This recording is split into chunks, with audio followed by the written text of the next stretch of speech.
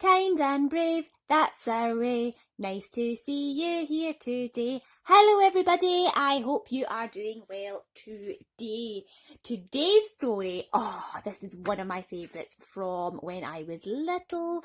It is Puss in Boots, and it's all about a cat who wears boots. Oh, it's so good. Oh, you're going to like this one, City Llama. Are you ready? Right, off we go everybody. When the old miller died, he left his mill to his eldest son, his house to his second son, and a sleek cat called Puss to his youngest son, Jack. The two older brothers were very content, but Jack looked sadly at the cat and said, "Well, you're not good for much, are you?" "Oh, I wouldn't say that," said the cat with a wink of his green eye.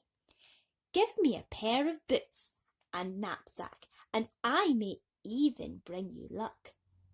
There was obviously something to be said for a cat that could talk, so Jack took him to the leather shop, and Puss chose a pair of tall yellow cavalier boots and a knapsack. As soon as he had put the boots on, he was off. "I suppose that's the last I'll see of him," thought Jack, "and I've spent nearly all my money on those boots. What a fool I am." Meanwhile, out in the fields, the cat planted a long row of lettuces and placed the last lettuce in the open knapsack. Then he lay down beside the bag like the deadest cat you ever saw. "Oh, he's not really dead," City Llama, "he's just pretending. Were you worried for a second?" "Oh no, he's still with us." Off we go. Before long, a rabbit bobbed across the field and nibbled its way, lettuce by lettuce, towards the knapsack. As it reached the last lettuce, Puss drew the cords of the knapsack over it with a snatch of his paw. Then he hurried off with it to the palace of the King of Sabakra. "The master sends you this tiny gift," said Puss, presenting the rabbit and bowing so low that his whiskers touched his boots. "He hopes soon to offer you a much richer fare at his castle." The King of Sabakra raised an eyebrow and thought, "What a remarkably courteous cat." Next day, Puss went to the field again and laid a trail of corn leading to a big foot of an oak tree. Then he hid in the branches. 2 pheasants pecked their way to the foot of the tree, and Puss leaped down, his knapsack open wide. He was soon back at the palace of Sabakra, where he presented the 2 pheasants to the king. "My master sends you this small present," said Puss, bowing so low that his furry forehead touched his boots. "He hopes to dine with you royally at his own castle very soon." The king raised both eyebrows and said, "Who is your master, Pussycat?" "Why, the Marquis of Carabas." "Well, please take this small bag of gold back to your master as a token of my thanks, and say that my daughter and I will dine with him tomorrow. Now, will you give me directions to his castle?" "Oh dear, he doesn't have a castle, does he, everybody? Ooh, how's he going to get out of this one?" Right, let's have a look. Right, what's happening here? Puss in Boots scampered off with the money and bought himself a fine cavalier's hat with the ostrich plumes and a red ribbon. In the morning, he went home to his master. "Where have you been?" snapped Jack. "I haven't eaten for 2 days. I warn you, cat meat would taste very good." The cat waved an impatient paw. "Do as I tell you, and by tonight you will be dressed in the clothes of a marquis and be dining in a castle of your very own. But what you need now is a bath." And he took Jack to a nearby river. "Oh, that would be awful cold, wouldn't it, City Llama?" "Bit too cold for us." "Take off your clothes and jump in." Grumbling and shivering, Jack did as he was told. It's dreadfully cold, and I don't see how it's going to get me a castle." But Puss did not listen. He was busy burying Jack's raggedy clothes. Then he was off the road to wave down the king's coach. "Help! Help! My master is drowning! The Marquis was attacked by thieves, and they took all his clothes and threw him into the river. Help! Oh, help!" The king, of course, sent all his coachmen to rescue such an important person, and he insisted on giving Jack his own ermine cloak. "Climb in, Marquis. I was just on my way to your castle to dine with you." Now, this should have puzzled Jack, but he had caught sight of the king's daughter. and could think of nothing but sitting with her in the coach.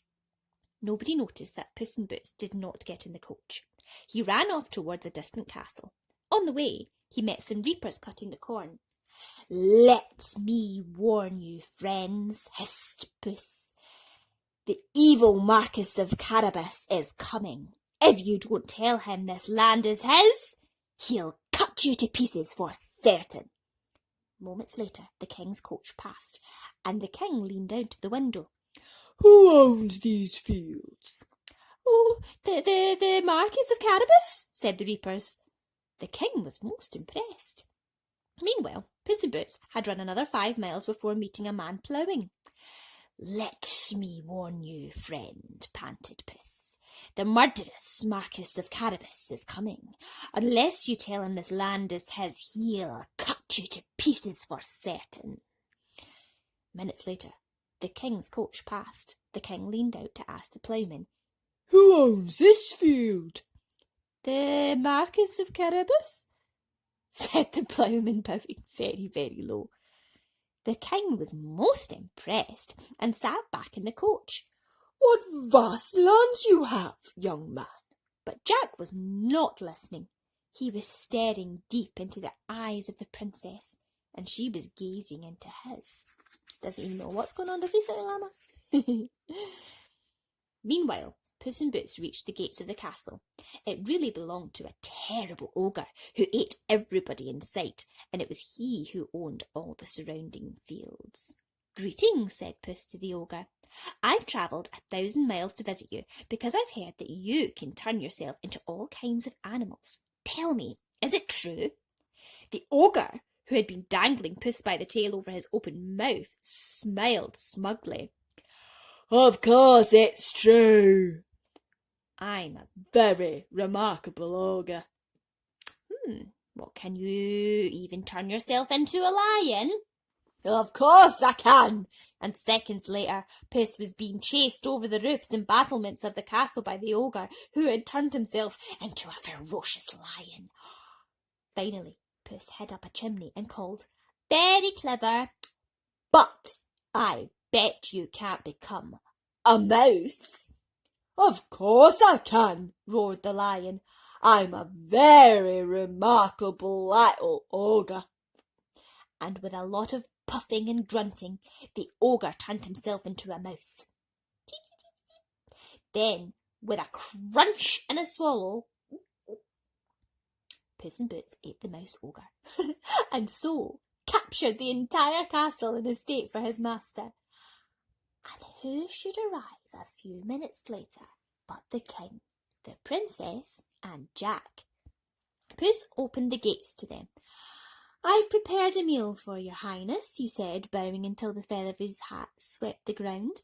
And they all ate the ogre's dinner, which was delicious and quite enough for 4. But the king had to talk to Puss all meal long, because the princess and Jack were so busy gazing lovingly into each other's eyes. When the king could catch Jack's attention, he dubbed him Sir Jack of Carabas, so that he could marry the princess. That made everyone happy. Puss in Boots became Sir Puss, the mouse catcher imperial. But since the ogre had eaten all the mice in the castle, he would never have to do another day's work in his life. The end. Aww, how clever was Puss? He was really clever, wasn't he, City Llama? Oh, we really liked him, didn't we? He was very, very cute and very, very clever. Right, everybody, that is our story for tonight. So I'm going to pop City Llama to bed and we're going to have a wee curry. So until next time, kind and brave, that's our way. See you all another day. Good night, everybody. Sweet dreams.